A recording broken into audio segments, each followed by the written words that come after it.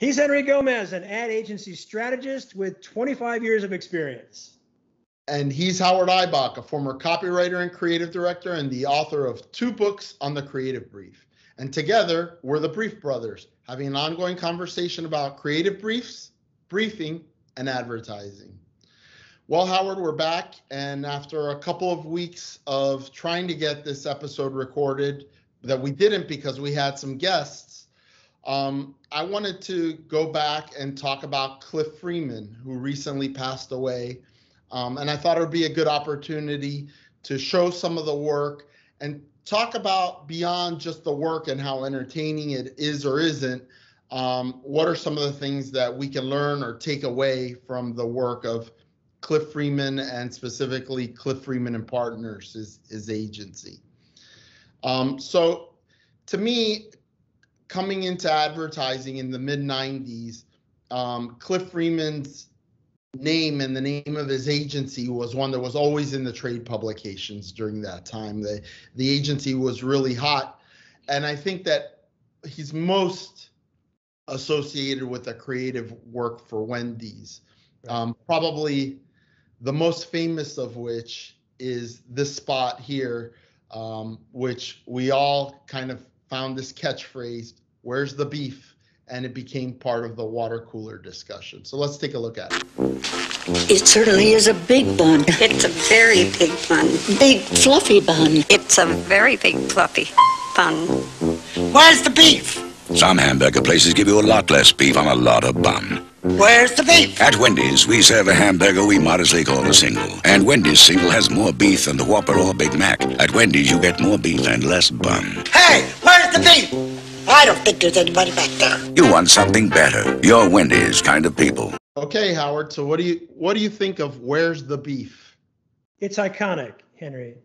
I came into the ad agency world myself just a little bit before you did. I think my first job was in mid-'80s, 86, something like that, for a small agency in Milwaukee. So I didn't really he didn't come into my consciousness for who he was and what he was until much later. Of course, I remember watching TV and seeing those spots live and getting a laugh out loud response. And of course, a little bit later on, I believe it was candidate Walter Mondale who used that famous line to shut down Gary Hart in a presidential debate. When I hear your new ideas, I'm reminded of that ad. Where's the beef? Yeah. And that, to me, explains or gives proof to the power of advertising in the culture when it's appropriated by a political candidate to use as an arrow or a sword against an opponent. That's pretty powerful stuff. So yeah, I confess that his name, Cliff Freeman, wasn't as forward in my thinking at the time when I first came into advertising, but of course it's unforgettable now. So that's one of my favorite spots from that era. Yeah, the work, you notice the work more than the agency who developed it. You bring up an interesting point, which is one of the things I wanted to talk about today, which is, today we're very atomized in our media consumption habits, right? And we're very, we have a very kind of bipolar society, and we're coming apart at the seams. And this work in particular came in an era where there was still that collective water cooler that we were all hanging around. And we all kind of had a similar vision of what was going on in the world through the very limited media outlets that there were. And Where's the Beef came into the public consciousness. I mean, it's the going viral of its time.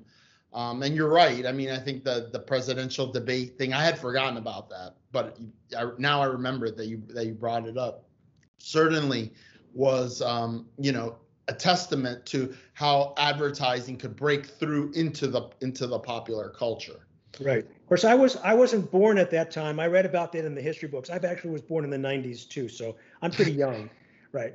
Well, I mean, the other thing to remember about what Cliff Freeman did is, he took ordinary products, Wendy's, a fast food restaurant, and we're going to look at some other spots as well. A candy bar, a pizza, a very popular soda. He took general not run of the mill, but everyday products. We're not talking fancy, high end luxury things, although he may have done that in his career, but he took everyday products that we all take for granted and then did, as you were alluding to, did what Paul Feldwick and Byron Sharp have been alluding to all these years that was not well known when he was practicing, when Freeman was practicing, to entertain us. And that was what makes a lot of his work so brilliant still today. That's right. That's one of the other points I wanted to bring up was he probably naively, and I don't mean it in the pejorative sense, but not knowing, right? His gut told him. He was creating mental availability by making the advertising entertaining. So those two things that we talk about, like the science of Byron Sharp, like you have to create mental availability. Okay, how? Well, by making it entertaining, right? And that creates an indelible link to a product that 40 years later, we're still talking about the advertising. You know, speaking of Wendy's, one of my favorite all-time spots of any brand is this one here for Wendy's. And let's take a look at this one. Pay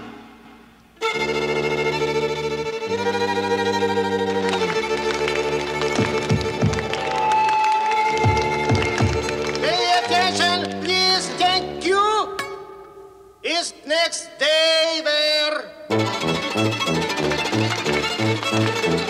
Really nice. It's next evening there. Very nice. Having no choice is no fun. That's why at Wendy's, every hamburger isn't dressed the same. You get your choice of fresh toppings, fresh tomatoes, fresh lettuce, fresh onions, cheese, bacon, and more. Having a choice is better than not. Is next swim there.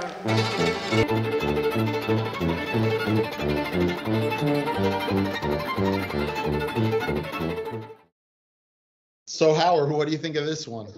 Okay, well, what stuck out in my mind about this was long after the fact, and I came across this, and I probably was reminded of it in some of the obituaries written about Cliff Freeman, was that the Soviet ambassador actually called someone in the American government, might have even been the agency, it may have been an executive at Wendy's, and complained about this, which to me is proof that it was working.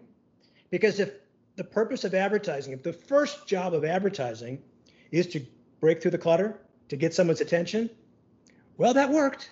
It pissed off a Soviet, obviously the Soviet Union has crumbled, but at the time the Soviet Union was alive and kicking, and it pissed somebody off. So I think that probably made Cliff Freeman happier than he'd ever been in his entire career. I pissed off the Russians, and they didn't throw nukes at us. Yeah, like I said, this one has always been one of my favorite commercials because, as the son of Cuban exiles, the Cold War was very present in our lives, and good satire is based in truth, right? And here we were at the height of the Cold War. Reagan was in office, and we were supposedly going to get into a nuclear conflagration with the Soviets, and this, competition between capitalism and communism.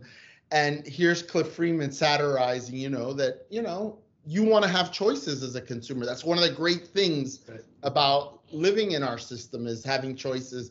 And the humorous way in which they did it, and, that dark room and the woman with the flashlight evening wear, it's just, to me, again, left an indelible impression.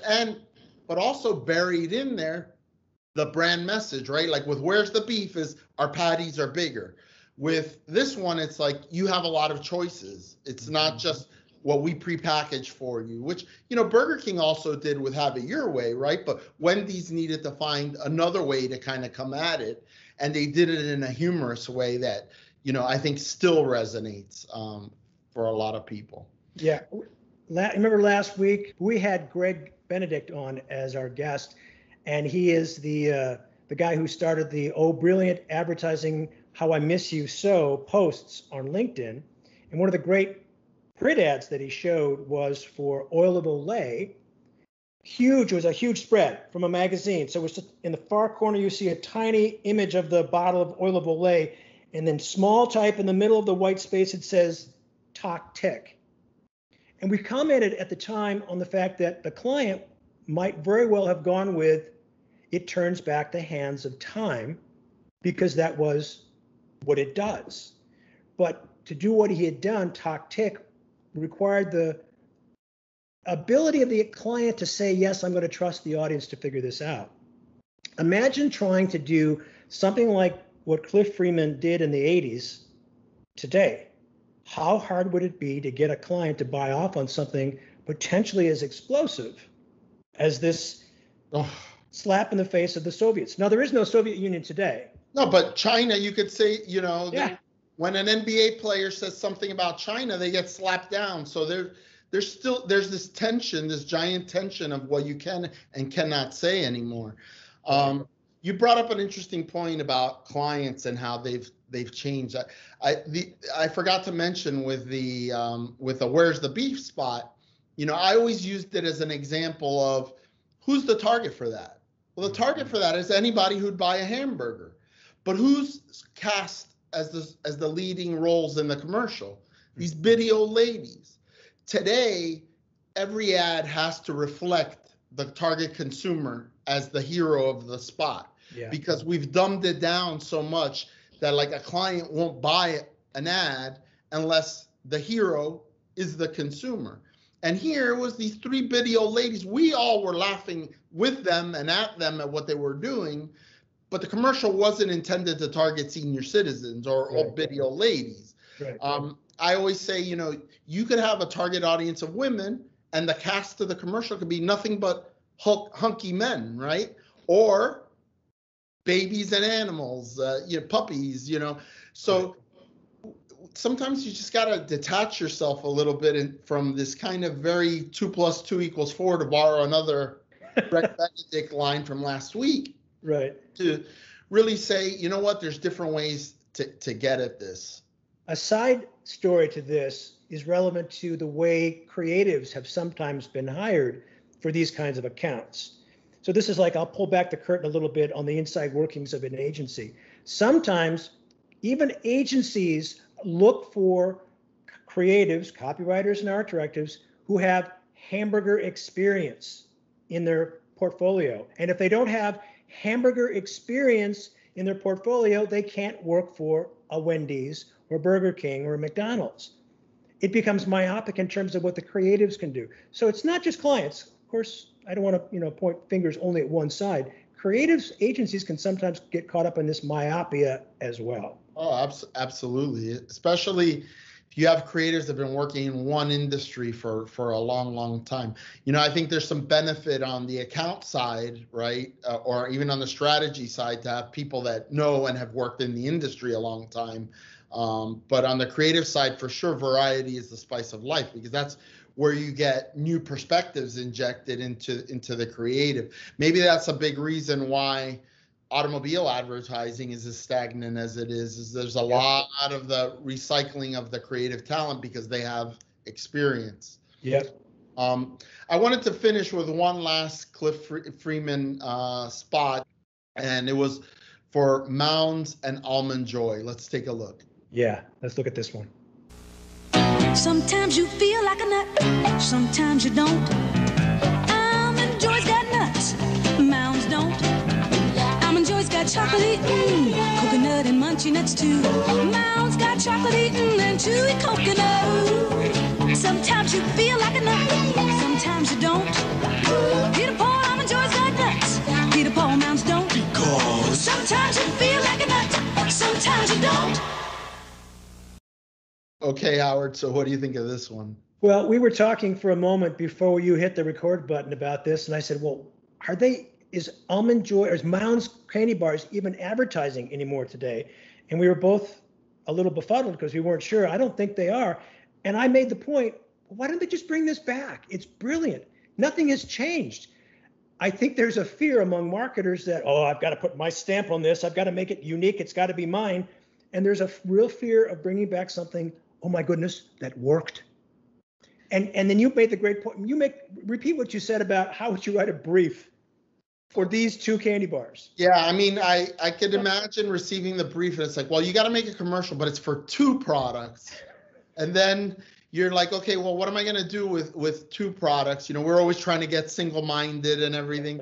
And then, you know, I can imagine Cliff Freeman saying, well, what's the difference between these things? Well, one has nuts and one doesn't. And then he says, sometimes you feel like a nut. And then it just went from there. And to your point about, you know, if you ask most people our age about Mounds and Almond Joy, they could recite the jingle to you, chapter and verse. Right.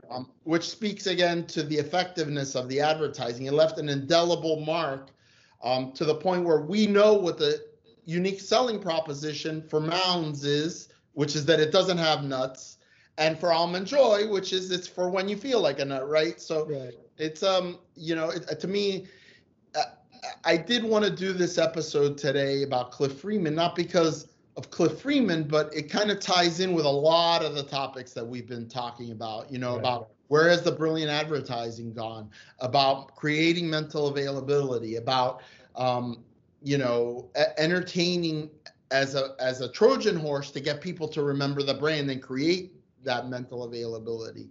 And also about how you solve a problem. The way you solve a problem is unconventional thinking. And taking risks, right? Like that Soviet ambassador might give you a call in the middle of the night in Soviet Russia. Would I love to get a call from the Soviet ambassador complaining about a TV spot that I had done? Oh my goodness. I wouldn't be a footnote in history. I'd be a footnote of a footnote, but I'll take it. Yep.